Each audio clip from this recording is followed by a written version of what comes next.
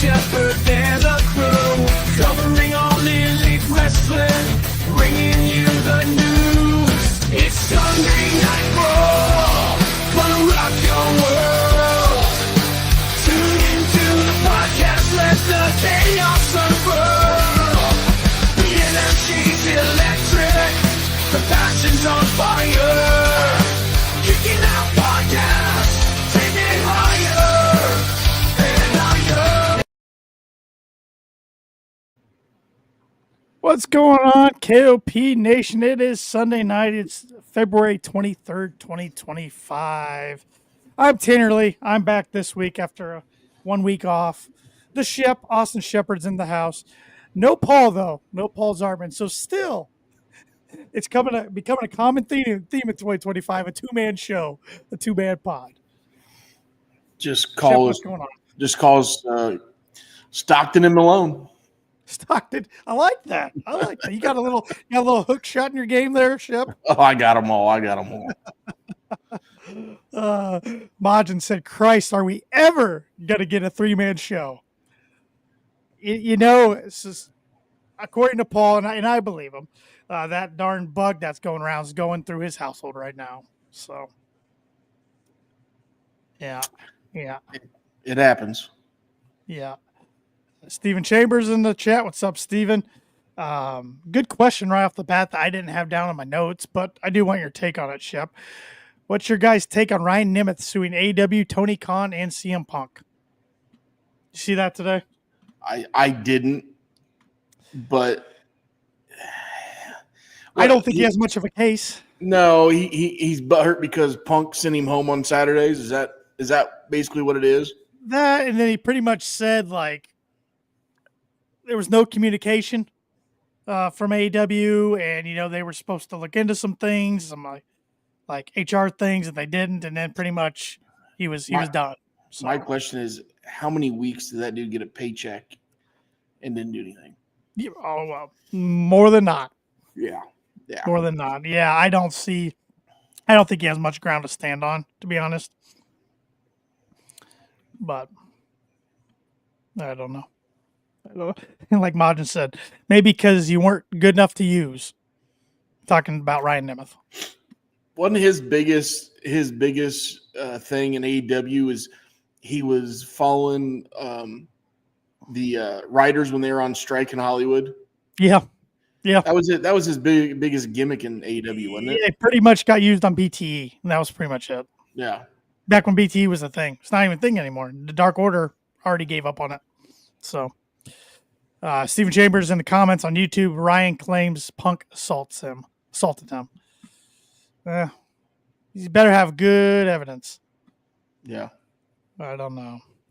More unneeded drama. I mean, we're talking about people who aren't even involved in the company anymore. Ryan Nemeth, CM Punk. And not to be rude, but I think Ryan right now is just riding off the coattails of his brother. Oh, absolutely. Always has been. So always has been. Yeah, always has been. Majin, before we start, I just want to reiterate what I said via tweet. No one in the game today is doing it like Hayner. The visuals, the character work, he's the total package. He is doing some great character work. Absolutely. I thought the opening segment on Wednesday was really, really good. I did too. Paul didn't like it, I guess, in our group text. He said he had some problems with it. He thought Hangman got off, or he thought MGF got off a subject a couple times, and I went back and watched it again a day later, and I thought they both stayed right on point. Yeah, I mean, they brought up 2019 a lot, but I don't think that's a problem when they're revisiting this rivalry. I mean, you got to, bring up the roots of it back in the day. And it's, even though we saw a darker side of Hangman the last year and a half, 2 years, the fans never really left him. So you got two guys that are staying in their lane perfectly. You got Hangman, who the crowd loves, MJF, who the crowd loves to boo and loves to hate.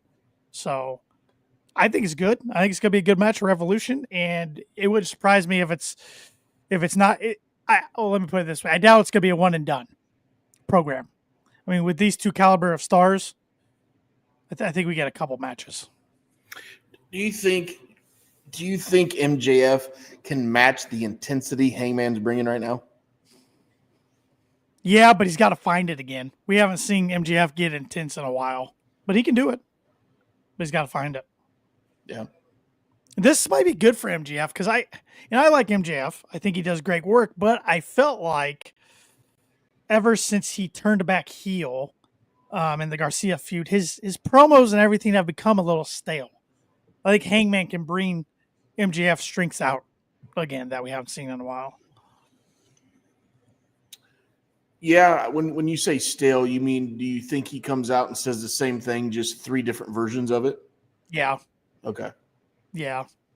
I think it's kind of redundant. I mean, and maybe a lot of it was the Jarrett stuff that I still don't I don't know what happened there.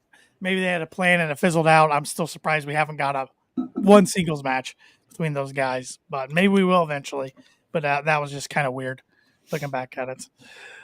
Steven Chambers, MJF can't brawl with Hangman. That'll be interesting to see if we get more than one match in this feud, because if we have a true wrestling match, that'll benefit MJF. But it seems like every Hangman feud we get some type of hardcore match, Texas death match, insert city street match. Yeah. Well, I think it'll be a normal match just because we already know we're getting a steel cage match on the card between Ospreay and Fletcher. Don't think they want to do too many gimmick matches on the card. So this will be the actual wrestling match between the two. Yeah, I think so. And then if we get another one, it'll have some type of gimmick to it.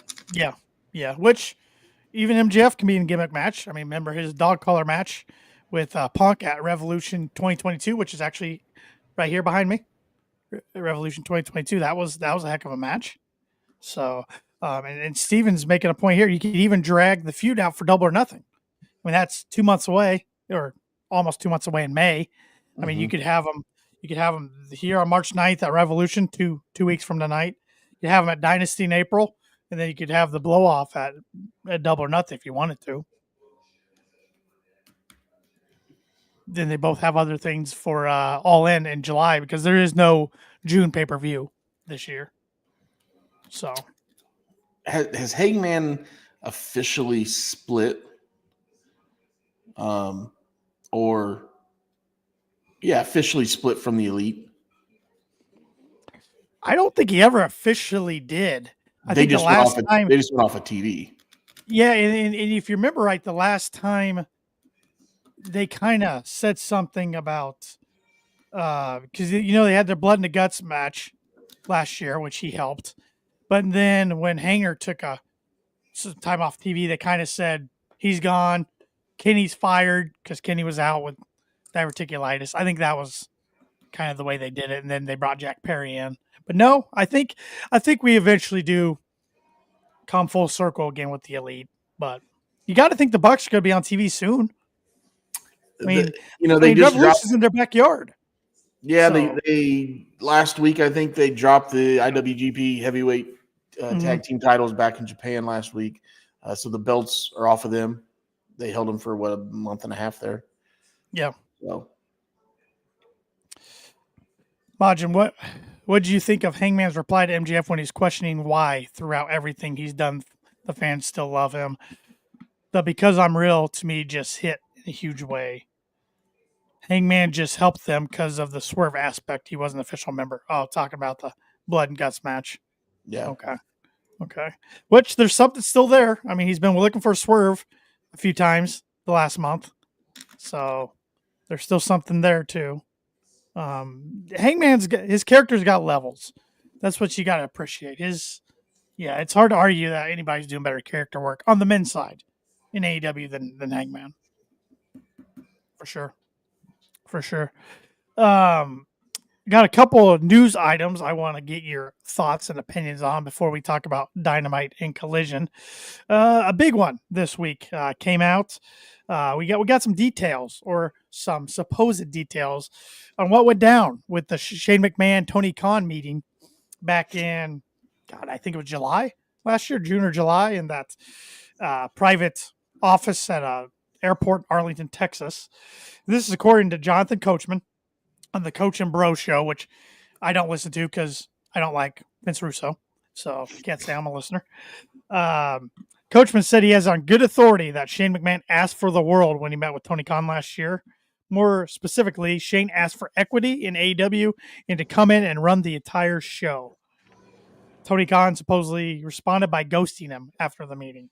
A source close to McMahon confirmed that Khan didn't follow up on their private meeting, but Shane didn't take it personally, per Fightful Select. The source doesn't know if the claim about McMahon asked for equity in AEW is true, but did confirm that Shane wanted to run things. McMahon didn't have the product knowledge to actually do that, though, and it seems that Khan thought he was joking.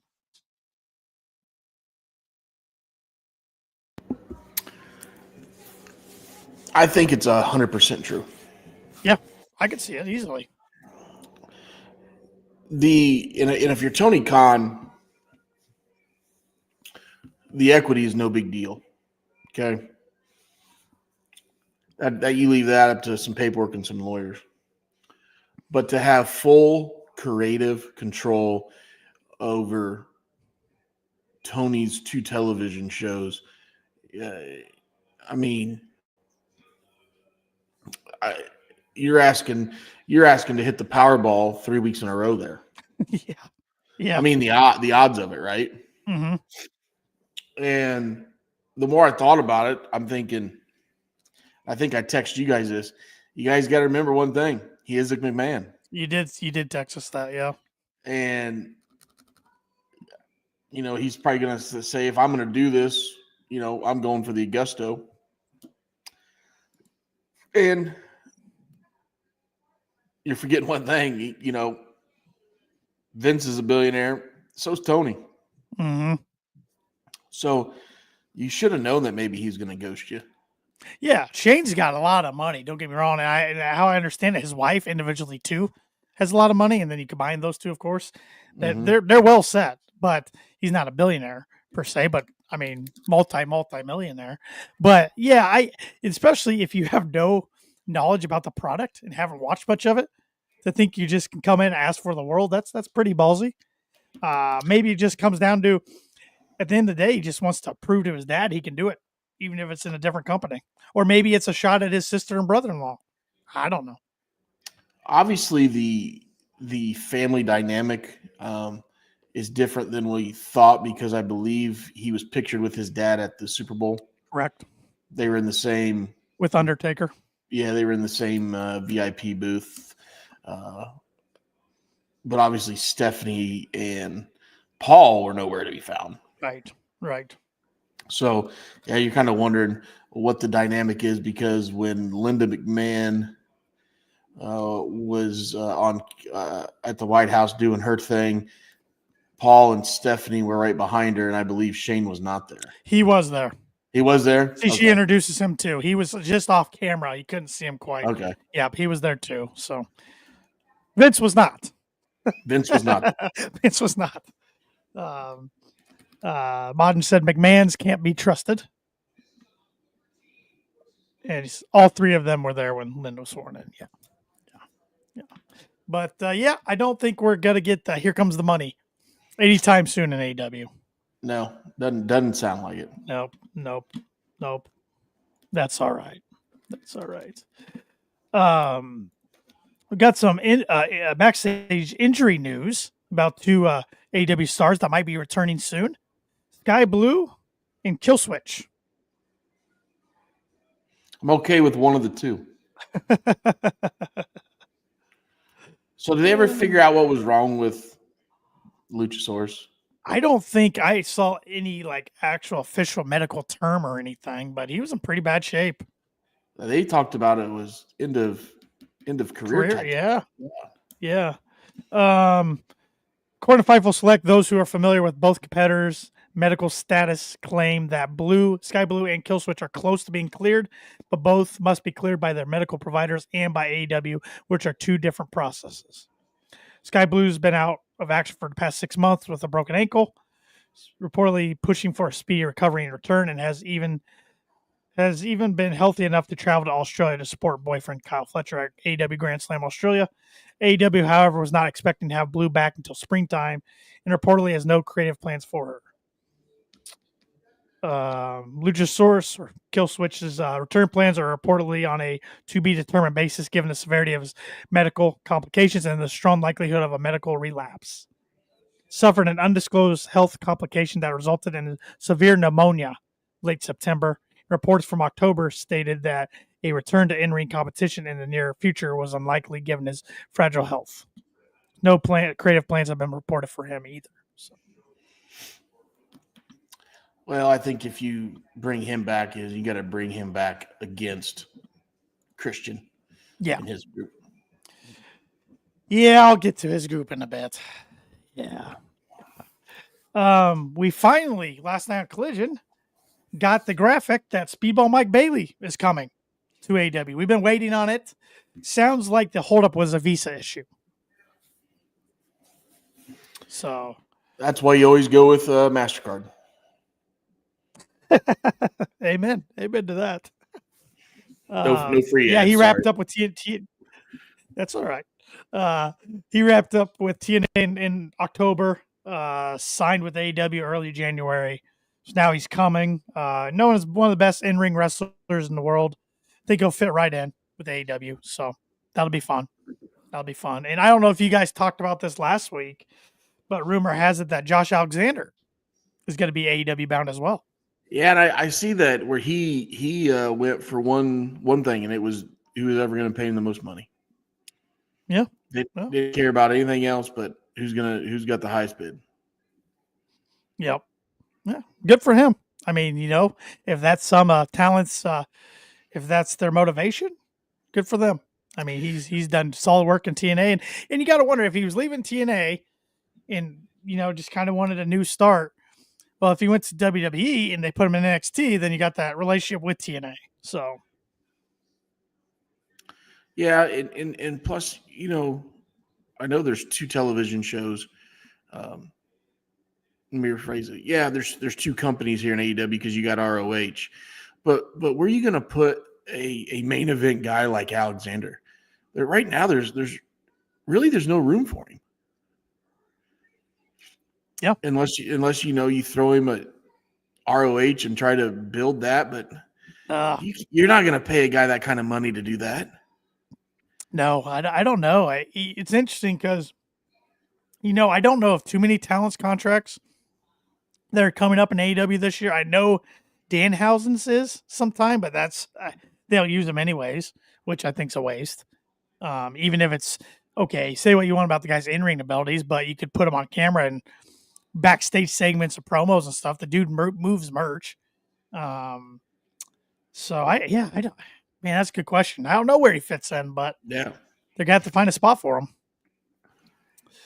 Majin, hey Tanner, you see Keith Lee recently? He looks good. He's lost a bit of weight, looks healthier, and has apparently been backstage at a couple of shows too. I did read that he's been backstage. Yeah, that poor guy's had it rough with medical conditions. So I sure hope he gets healthy and back. He's a special talent for how big he is. He can move. So, yep, did see Elijah signed with TNA. Some people, formerly Elias, some people thought he was coming to Ring of Honor because he did a little video with the Righteous, but nope. And Steven Chambers says Alexander versus Samoa Joe. That would be fun. That'd be fun. That would be fun, but you got Samoa Joe busy right now. You do. Everybody's busy right now. Yeah. And to throw another guy in to try to fit him in somewhere, it looks like you're, trying to cram, 5 pounds of shit in a 3-pound bag. That's a good way to put it. We got Pluggo in the chat. What's going on, Pluggo? Mr. Pluggo in the house. And he's getting some love in the comments here. He's a legend. He is. And I interviewed his counterpart, JPJ, from Love Wrestling's Between Two Beards last week. So it's up on our YouTube and wherever you can listen to our podcast and all of our social media. So go check it out. We had a good time just chatting wrestling for a little while. So, Pluggo, where do you think Josh Alexander could fit in AEW? Since you're watching, he might have a good spot to put him in.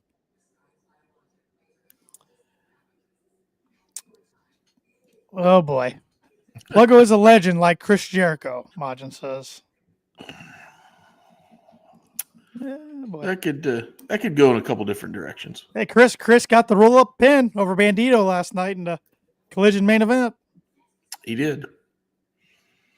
Think we run that one back at Revolution? Could be. I hope so, because look at remember a month ago all the money they were spending on the vignettes for Bandito, Yeah. and then you're gonna have him take a roll up L. Yeah. Well, And if you put it on Jericho to try to get an ROH TV deal, I'm sorry, I just don't see it happening at this point. Just take it off of him, put it on somebody else. Pluggo says international championship picture out of the gate. Him and Omega would slap. Yeah. Yeah. So that him and Ospreay would be great too. So Pluggo's saying that Omega is going over either Orange or Takeshita at Revolution. Yeah. Steven Chambers, Zorro reject Bandito.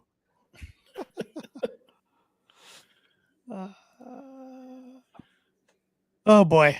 Wow. Majin. Wow. Steven Chambers says Big Bill's only one, in my opinion, to beat Jericho.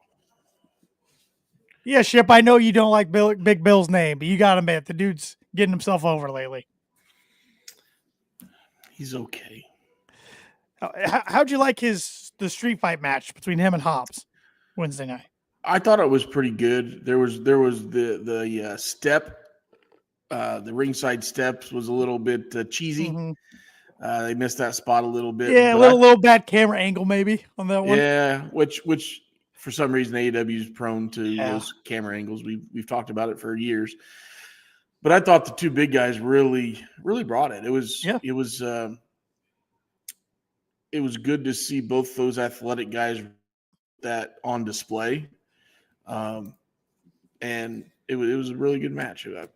It was hard to critique it, being that I used to hate on Big Bill a lot. You think it was the right move with Powerhouse going over? Yeah, right now it is, because he's still searching. Yeah, he's still searching, and you got to keep him. You got to keep him hot. I'm glad they put him in the program with Big Bill though, because where I thought it was going for a little while, I thought he was going to go after Jericho's ROH title, and I'm like, I don't like that. So hopefully they don't go down that road. Modern said he wanted them to give us the meat power spot at least once, but they never really did. No, they didn't. The crowd wanted it, but they didn't. Steve Chambers, Bill got stuck, barbed wire, ref, like, screw it, count to 10. Yeah, I was wondering that too. I think he really did get tangled up, and he couldn't. He was struggling a little bit. Yeah, couldn't. Yeah. But overall, I thought it was a pretty good street fight. We've seen a lot worse. We've seen a lot worse street fights in AEW. And I know Paul likes to criticize, insert city name street fight, but I thought it was pretty good. Shep, what are we drinking tonight? I know we're 23 and a half minutes in, but I just saw you take a drink. So what are we drinking? Well, I drink water. What do you mean? Yeah, you stay very hydrated these days. I do. We're drinking the normal. We're drinking some vodka and flavored club soda tonight. It's been a long week, so we haven't hit it too hard. Yeah. So maybe we'll have two tonight on the show. Maybe three. All right. Oh my. Yeah. Now we're talking. Yeah. Now we're talking. Yeah. Yep. Saw the NASCAR race. I saw Bell won with only leading one lap, but he led the most important lap. So yeah, I was watching half of it, then had to go to an obligation that my wife made me go to. I wasn't real happy about. Sometimes, happy wife, happy life. So. Yeah, I had I think 5 DraftKings lineups, and I don't know. Let's just look. I had Bell in one of them, and I didn't even place in any of them. Maja says he's got some alcoholic Dr. Pepper. Alcoholic. Isn't that you make Dr. Pepper with Canadian Mist? That's an Alabama Slammer, isn't it?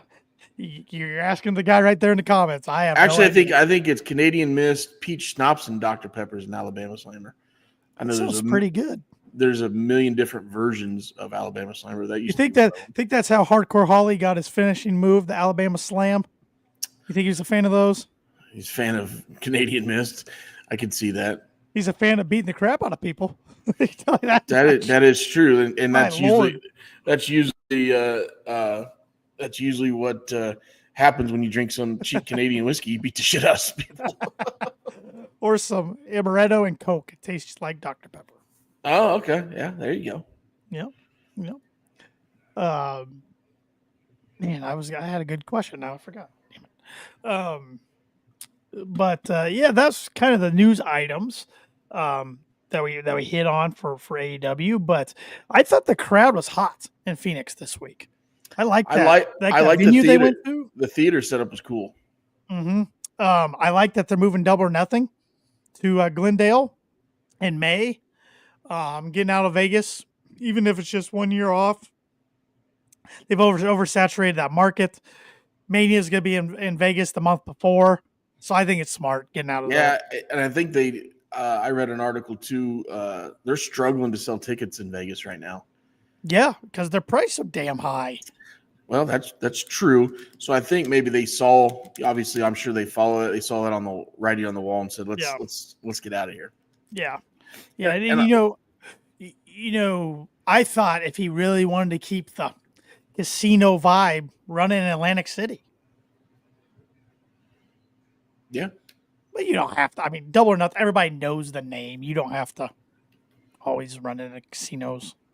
But I see a lot of their reports. They're blaming ticket sales on Jey Uso, and I think that's a cop out. Stupid. That's stupid. That's a cop out. It's the prices. It's insane.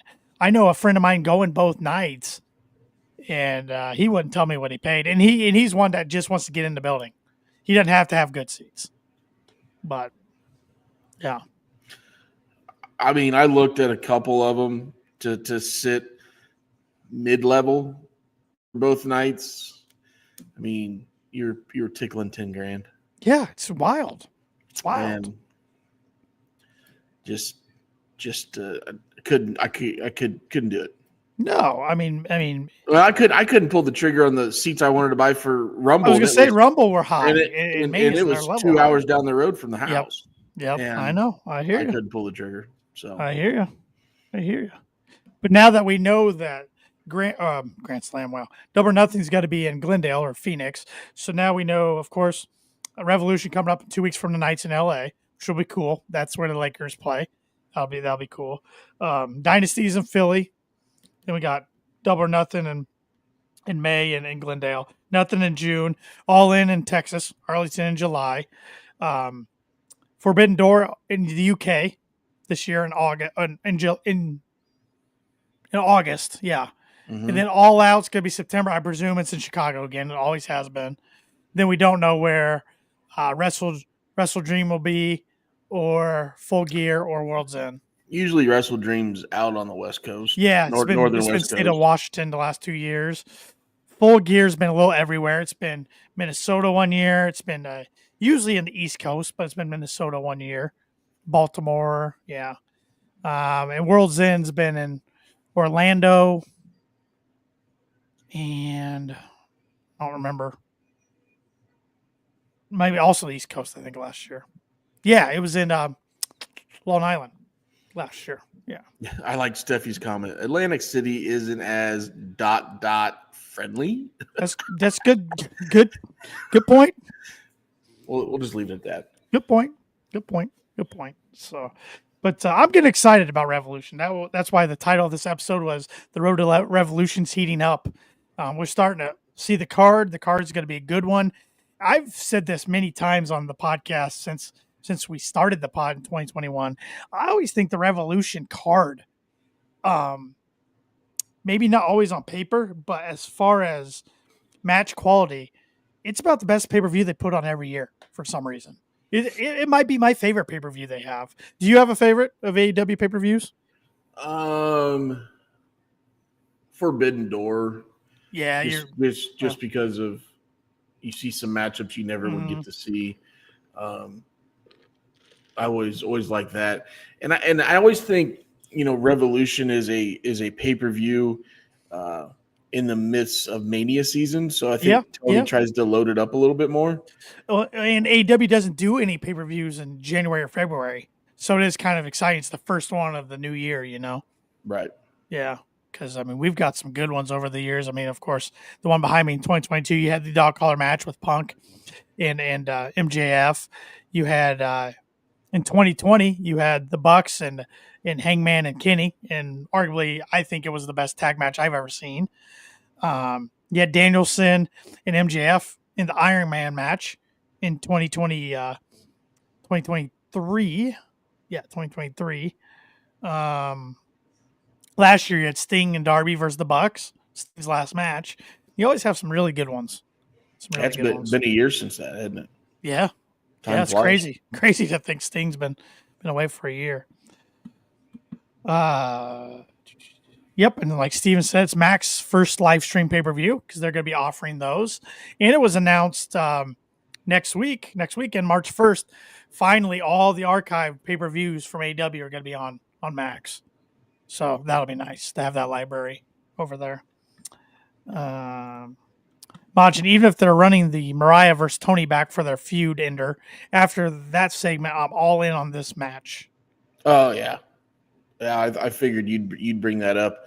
But an absolute banger of a promo by Tony, but then the ending. With her laying in the middle of the ring, in between Mariah and that was very, very well done. Yeah, they'll definitely run it back at Revolution. Tony's not going to lose, but it'll be good. It'll be good. They're really pushing Megan Bang big time. We saw her win against Statlander Wednesday night with the help of Penelope Ford. But I got to be honest, that crap after the match with Thunder Rosa in the chair. I don't know if Penelope and Megan were no selling. I don't know if there was miscommunication. That was some of the worst work I have seen in a long time. It was awful. There's a reason. I'm going to sound like an absolute jerk. No, it was terrible. There's a reason that this past week, Thunder Rosa started a new segment on her, whatever. It's not OnlyFans, but it's like the equivalent to it, to where now she's cooking in her underwear. Yeah. And honestly, when she's on Busted Opens on Thursdays or Fridays, I have a hard time. I have a hard time listening to it. I really do. She's never been able to recapture her magic in AEW ever since she got hurt and had to drop the title a couple of years ago. She just hasn't been able to do it. And I saw some fans on IWC saying, well, look how she was dressed and Penelope was dressed. She's going to turn on Statlander and be healed. That's why she didn't want to hit him with the chair. I'm like, I don't care if that's the reason or not. You could have sold it better. My God. Yeah. It was so weird and clunky. It was real bad. It was bad. Yeah, she hasn't gained her momentum back. Go back 3 years ago to that steel cage match with Britt. And we watched that match and we were like, holy shit, that was my match of the year that year. Yeah. That was my match of the year. Light a rocket and shoot her to the moon. Yep. And then she had a back injury, I believe. And pretty bad one. Steffi said the only the only AEW pay-per-view I did not like was Revolution 2021. It was good until the ending.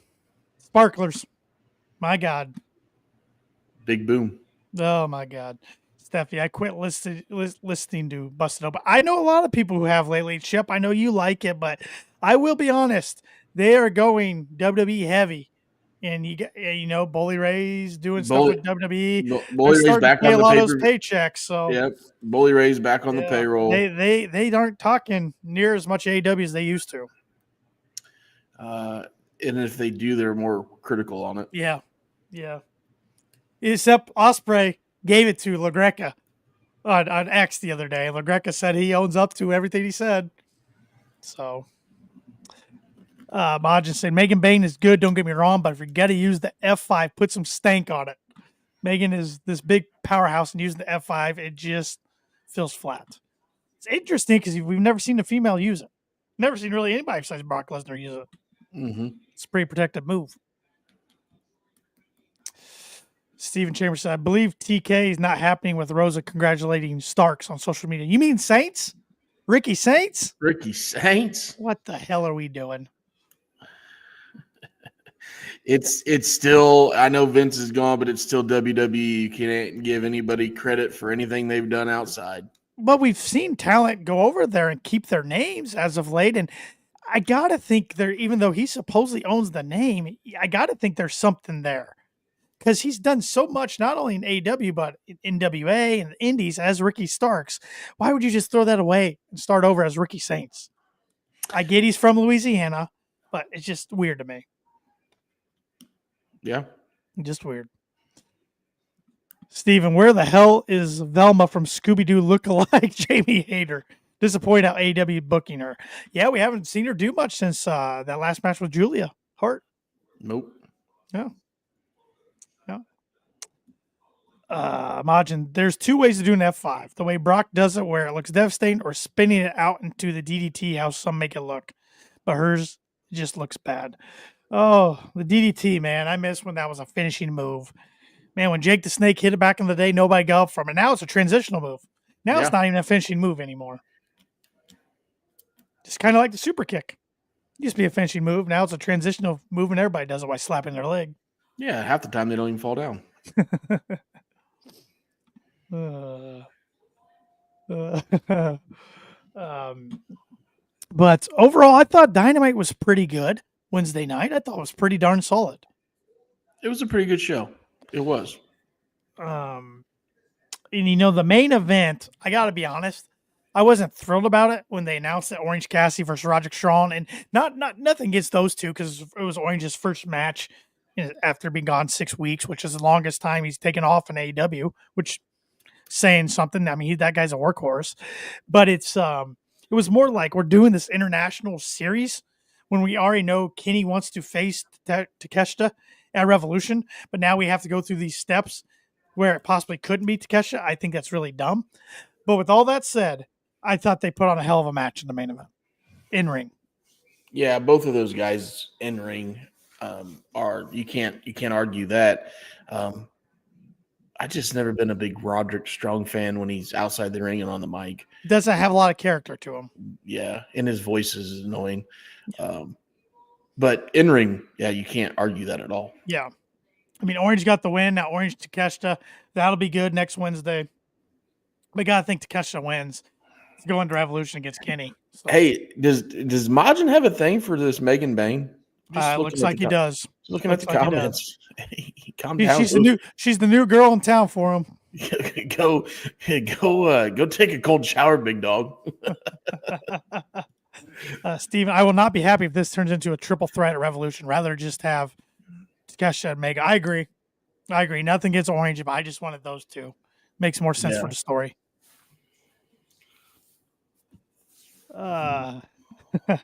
Maj, I remember when Canadian Destroyers ended matches? Pepper remembers. Yeah. There's, I don't know. I feel like finishers should be more protected than they are.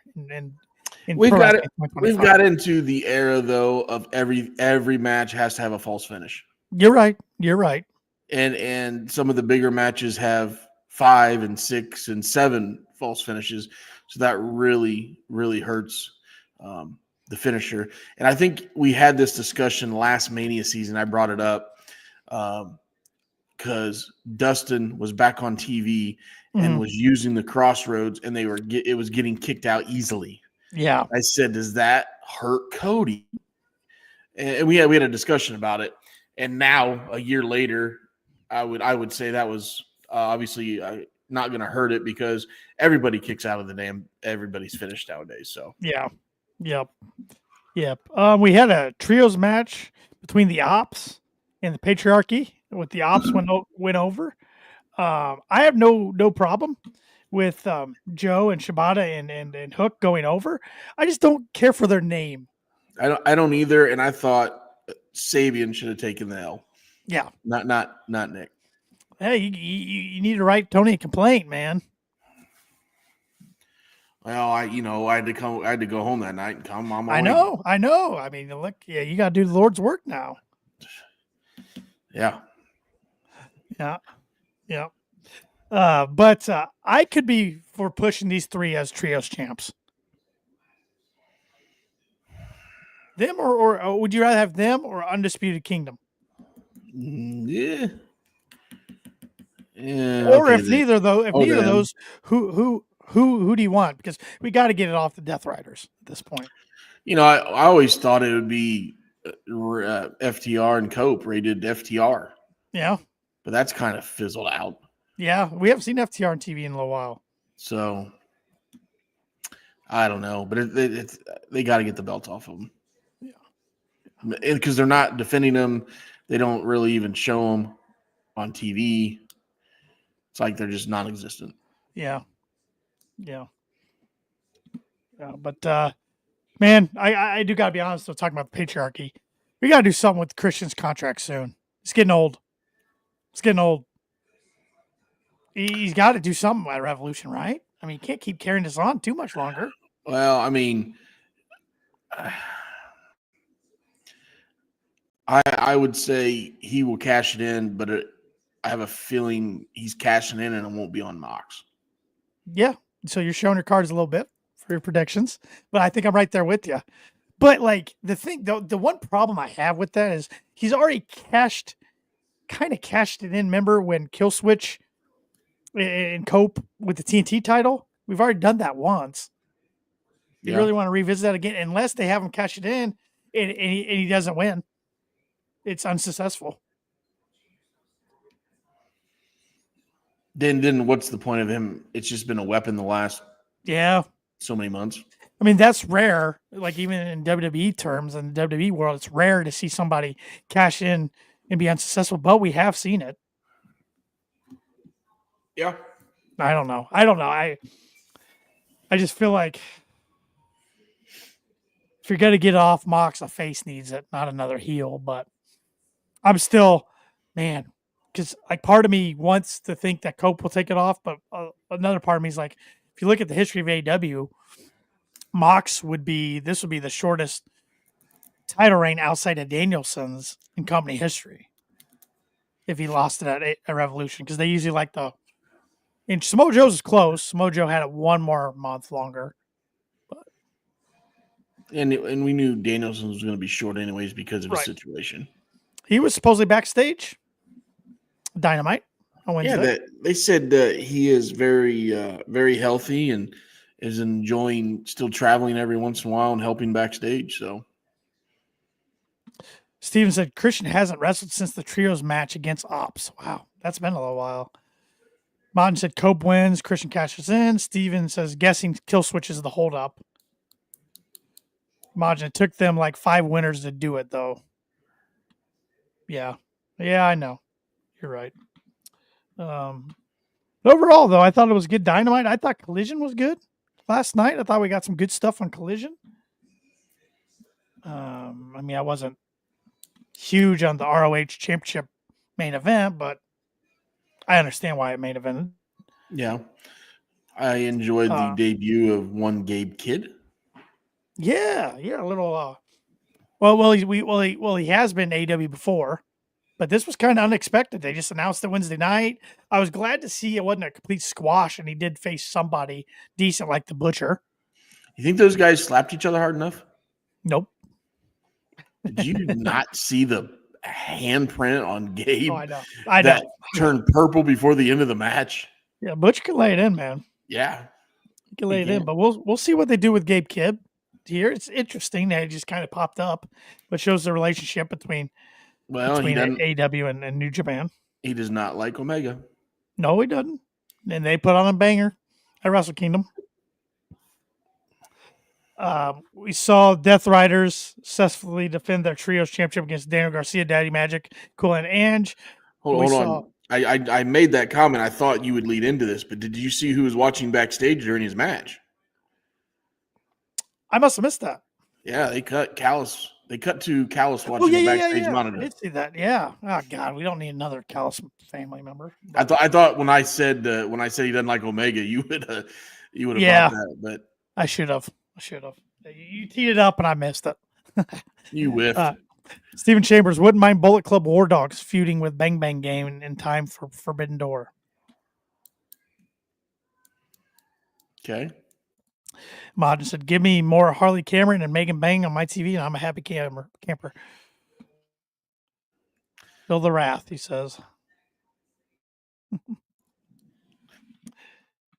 Majin, would you watch that on Spanktravision? Sorry. Like Teed it up again. Tommy Boy. Richard, Yeah. who's your favorite little rascal? Is it Alfalfa or is it Spanky? She must date one of the Yankees. Stephen Chambers, man, you all need to spray with a hose tonight, guys. What are we doing here? What are we doing? That's all right. But yeah, Death Riders won. Then we saw Undisputed Kingdom come out, get into it. But the big thing was Cope comes out, no expression on his face, hits Pac with not one but two concertos. Yeah. That's what I want to see. I want to see aggression out of Cope for this. It's gonna take that Yeah. to face a guy like Mox and to overcome the obstacles in a match with Mox with all the outside interference. Yeah. I just put Maj's comment up here, Shep, for you to react. And you guys thought I was the one that's going to make it explicit this week, huh? Yeah, Shep's been a good boy tonight so far. I have. It's been a long week. I didn't get too fired up before pre-pod. I didn't get to pre-pod tailgate. What do you think of Max Caster's open challenges so far? I love him. I love that he gets his ass whooped. Brody Keane took it to him this week. Oh yeah, it's so good. It's good. Actually, it makes me not cringe when he comes out now. Yeah, because you know what he's in store for. Yep. So I think it's actually good for him that they're doing this. Steven's wondering if Pac's having visa issues again since they're putting him off TV. Probably so. And I like it that Cope's trying to take out all the Death Riders before Revolution, so it's more fair. Yeah. And you know, I know we've talked about it before, and Majin's talked about it in the comments. I think Steven has too. Maybe we finally see Beth Phoenix. If Marina's the only one, Shafir's the only one that Cope can't take out, maybe Beth comes in and take her out. Just as a one-off. She's due. Yeah.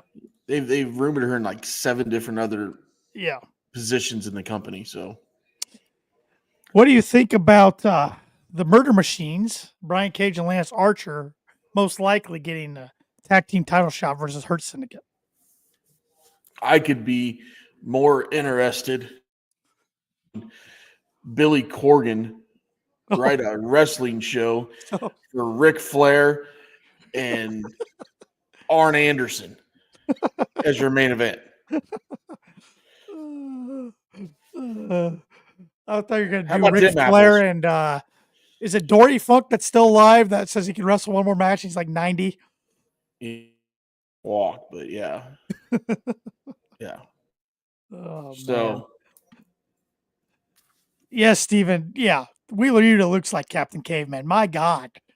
His hair and his beard. He hadn't had a haircut in a year. It's Dory Funk. Okay. Yeah, we'll see who challenges Okada next. We saw Okada say he did a backstage segment, said he put the dog down at Grand Slam. Anyone else wants to step up to him, he'll do the same to them. Could we see the other dog and the other hound, Brody King, step up? I would. I'd be okay with that match. Yeah. Buddy looks like he tweaked an ankle. Yeah, and he was on his honeymoon with Rhea. They Yeah. finally took their honeymoon. He had a boot on, and then there were some pictures. He was just wearing an ankle brace. So I don't know if that keeps him off television for a couple weeks. But that'd be something to to fill in until you go on to the next step. We saw Julia Hart make Queen Amanada tap out, but I thought it was a pretty good match. Like, I think both these ladies have a high ceiling potential. They do. They do. They just they need to find their way in a really crowded women's division. And then right now, the top of the division is so much on such a different tier or different level, however you want to say it right now, is that you don't even think about any other part. You don't even think about the TBS championship. Which I know, and I paid attention to some of the show last week, and I think Mercedes been doing a really good job. Her matches boosting have been the title.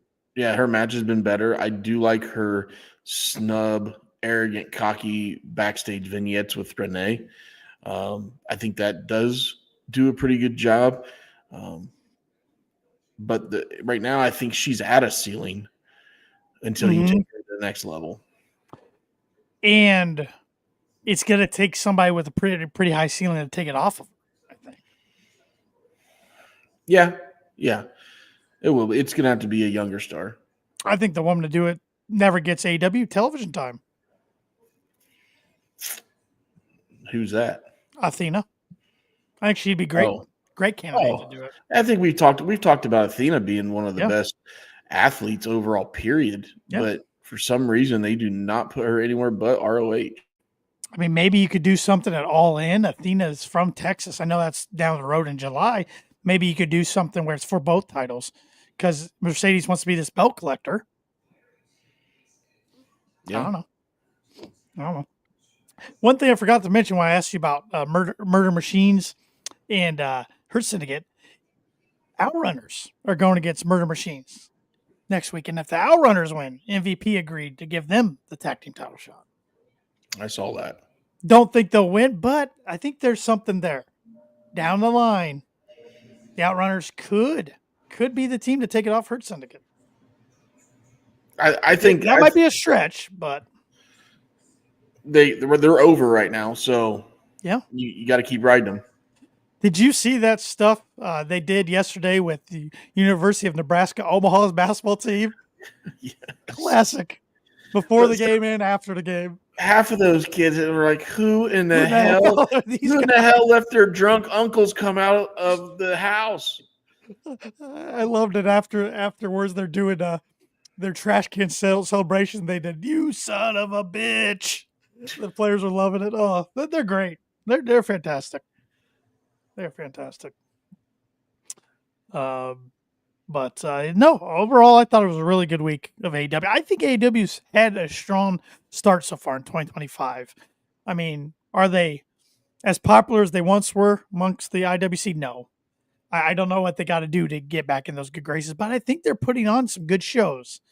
Once in a while, they'll have one not so strong, but I think, I mean, trust me, I tuned into Monday Night Raw and Friday Night SmackDown this week, and I thought SmackDown was one of the worst shows I've seen any company put on in the last 4 years. I didn't watch SmackDown. I have tended to watch Monday Night Raw because of Pat McAfee. I'm thoroughly entertained by him. Obviously with the Jey Uso stuff.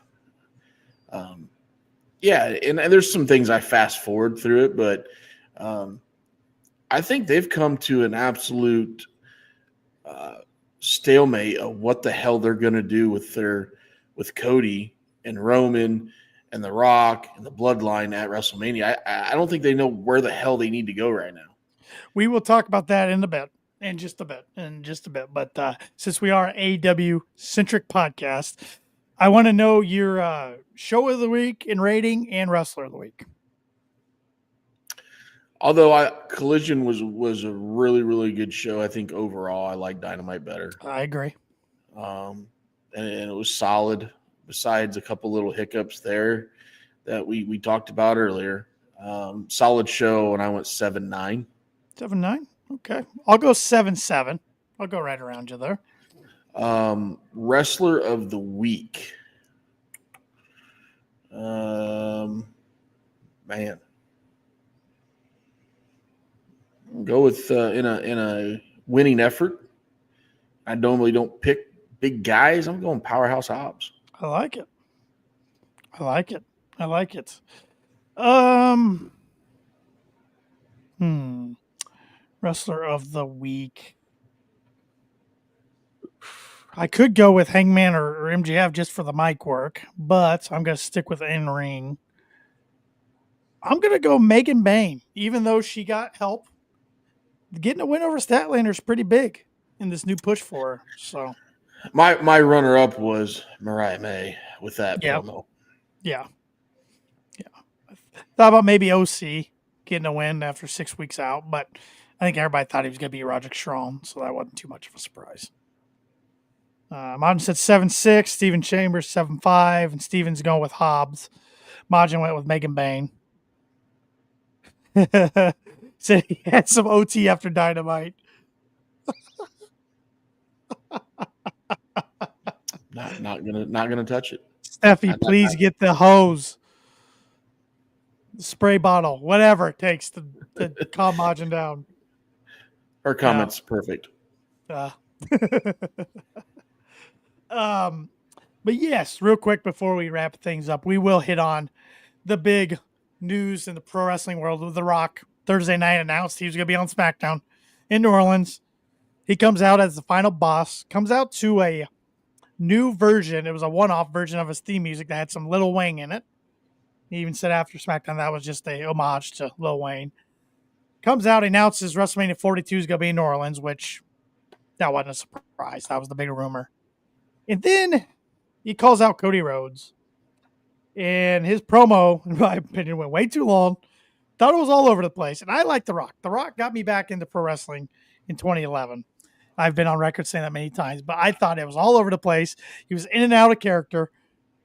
Pretty much explained how he and Cody have become friends since WrestleMania 40 last year. Their moms have become friends. He's the people's champion. He's the WWE's champion. But The Rock wants him to be his champion. He wants to give Cody all these opportunities that Cody can't get for himself. And he points to Cody what looks like his title and says, "That's what I want." And Cody's like, "You want this championship?" He's like, "No, Cody, I want your soul." And I'm going to be at Elimination Chamber next Saturday. We'll see you then. I'm like, okay. This just got really weird. That was a head scratcher. I mean, we've seen this before.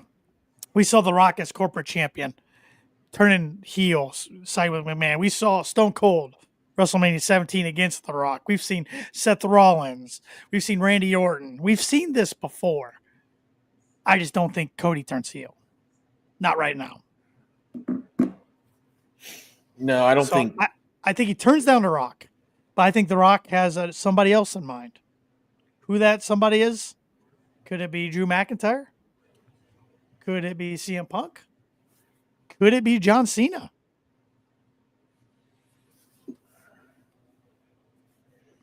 Yeah. I could lean towards Cena.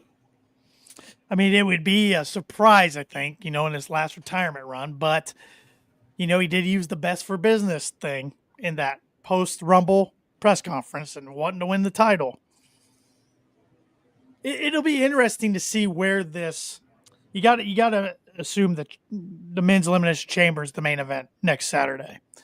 So it'll be interesting to see where in line of the card this Rock Cody thing's going to be. Well, that'll be pretty telling.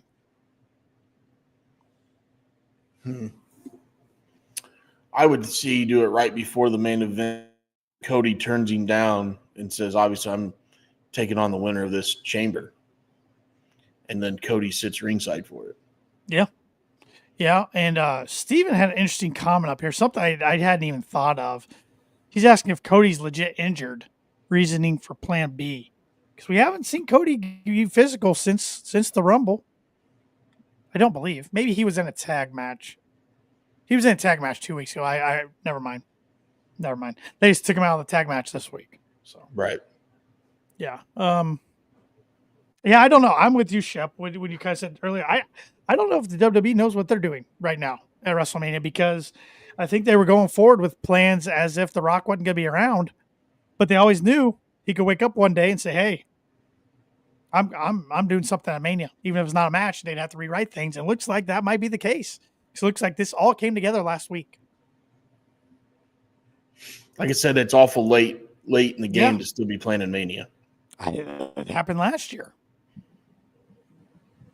So, I mean, yeah. I mean, if the direction was supposed to be Cena, Rhodes, Punk, Rollins, Reigns, and triple threat, The Rock could definitely throw a wrench in that. I don't think The Rock's in a match. I'm gonna be honest. I don't think he's in a match at Mania this year, but I think he's gonna be involved now somehow. You don't show up SmackDown and then Elimination Chamber and not show up at Mania. I thought they've always said for the last 4 months that his schedule is already booked and he can't be at Mania. That's what it was said, unless he somehow freed up some dates. Yeah. So, I mean, I think this is something WWE's got to get used to. I mean, he is a director of the TKO board. He brought that up. He's powerful. Yeah, he says he's the most powerful man on television. I mean, they had a sense. I mean, that poor probably 25-year-old guy that was sitting in the back for USA Network. He was hitting the dump button over and over and over again. I mean, that's where I get frustrated with The Rock just cursing all the time, because the promos get so choppy. Mm-hmm. Like, I don't know. But it got me to tune in. I wasn't probably going to watch SmackDown. Then I saw The Rock was advertised. So I'm like, okay, I got to see what this is about. You know, if he's going to do that, then you might as well have him cut that promo on Raw. Where it's you can have a fly. Yeah, they can do that. Yeah. So it'll be interesting to see what direction to go. There's a lot of things I feel like they got to figure out. A lot of directions for a lot of guys. And I know they got another pay-per-view next Saturday, Chamber first, but we'll see. We'll see. It's going to be interesting. And I think Cena wins that. I do too. But this Rock thing does make it interesting. Like, and I know he and Drew are boys. That could be a good role for Drew. Be kind of the corporate champion. Yeah. I can't see Punk doing that. And Punk still got this favor with Heyman. We got to see play out somehow. I don't know. It'll be interesting. But I thought SmackDown was pretty lazy. And maybe it was because The Rock showing up screwed up the plans. But I thought it was as bad as an episode of WWE as I've seen since 2019. Well, they said they had to rewrite. They at least scrapped 2 matches because of it when they announced it on Thursday. It was pretty bad. Brandon J with a comment or question. Do y'all think Mike Bailey going to be a star in AEW? He's got the talent. He does. He's got to not get lost in the mix. That, and we'll see how he talks on the mic. He hasn't had a lot of speaking roles. Yeah, but I think it's exciting. Like, I don't know, right when I heard back in October he was going to be a free agent, I just kind of figured he was WWE or NXT bound. But AEW can still grab some free agents. Yeah. We just haven't really seen any lately from WWE jump over to AEW, and we still haven't seen somebody go from AEW to WWE back to AEW yet. But I don't think there's been enough time with contracts either for that to happen. So we will see. Anything else, Shep, you want to discuss tonight in the world of wrestling? No, I think that's it. We do have the Hardys returning back to WWE ground on Tuesday in NXT. Yeah, first NXT appearance for either one of them. That's pretty cool. Yeah. It's I know you're not a nerd like I am in this retrospect of collecting wrestling figures, but they're releasing a ROH 2-pack of the Hardys when Brother Nero and Matt, Broken Matt. And it's interesting because somebody out there in the IWC said they're releasing ROH figures of the Hardys made by AEW of talents that are currently in TNA but showing up in WWE next week. Yeah, that's kind of mind blowing when you think about all that. Yeah. That'd be good to see. I'll tune in to see. I'll see what kind of reaction they get. Steven wants to know take on WWE getting rights to Lucha Underground, possibly remaking the show. I believe, Steven, that was a fake report. I believe that was something WrestleVotes put out there. And WrestleVotes is a parody account that would just make stuff up. I believe. I could be wrong, but I believe that I haven't seen that that's one. what it was. Yeah. If there is truth to that, I have not seen it. I was never one who got into Lucha Underground, but I wish I would have from things I've heard about it. Heard it was a pretty neat concept. It was. And a lot of talent that you see in AEW and WWE. So, A lot of talent that I did not know wrestled under a mask. yeah. That's one more thing I guess I wanted to hit on AEW real quick. We did see Ricochet and Prince Nana, but no Swerve again on TV. But you got to think we're getting that match again at Revolution, right? Ricochet and Swerve. Yeah, I think so. And I do not like Ricochet on the mic. It's nails to the chalkboard. Yeah. I like him in the ring. He's athletic as anybody, but yeah, his promos just don't really hit for me. No. Yep. But Nana's got to get his coat back, man. Somehow, some way. some way. But Revolution shaping up to be a big card. I know you're going to be on vacation going up to Revolution, so we'll have to figure out when we're going to do our Revolution prediction show, which will be your first title defense in 2025. It will. Yeah. Yep. Oh, Steven said Fightful confirmed it. I did not see that. My apologies. Well, that'll be interesting. Yeah, that'll be interesting to see if they try to do anything with it. Yeah. Did you watch any of the LFG show? Actually, I have the second one on behind me, and I have them both recorded, and probably going to hop off here in a minute and watch them. I've watched some highlights. Obviously, listening to Bully Ray about the initial episode incident. Obviously, I think it's 100% work. And just Bully being Bully. But kind of looking forward. They said it's like Tough Enough meets Real World, maybe. Yeah.